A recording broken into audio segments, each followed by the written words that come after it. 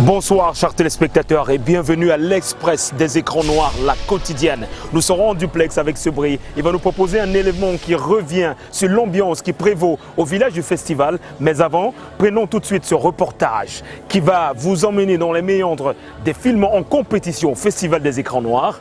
Tout de suite. Le Festival des écrans noirs, comme toutes les autres éditions, propose une sélection officielle.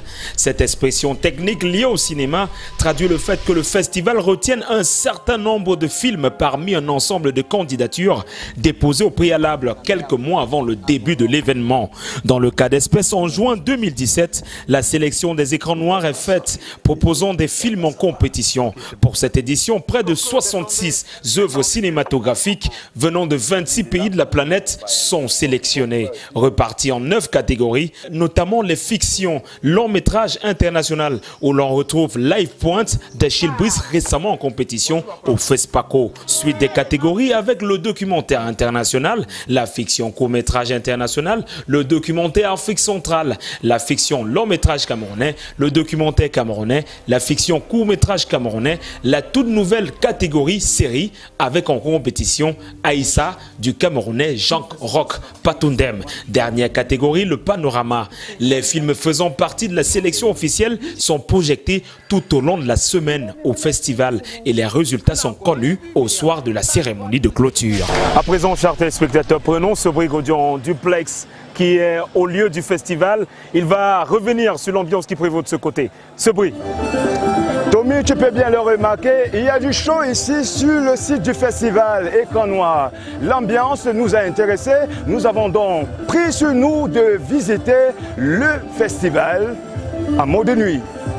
Magnéto. L'ambiance est très intéressante. Vous savez pourquoi?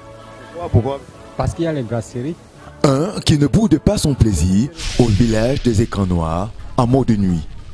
Et il n'est certainement pas le seul à s'y plaire et même à avoir des arguments pour y être. Mon stand, brasserie, ce n'est que le seul et unique stand que je peux apprécier. Vous pouvez vous en rendre compte, on est bien là, dans l'espace restauration du village.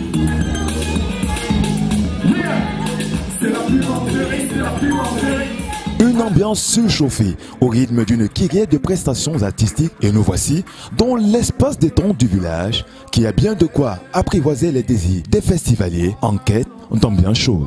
Et au village, certaines vedettes de séries camerounaises semblent aussi bien apprécier l'ambiance qui y règne. Tout simplement que ça se passe très bien, les productions, les interprétations et tout ce que ça comporte. Vous voyez de part et d'autre, on a des stands.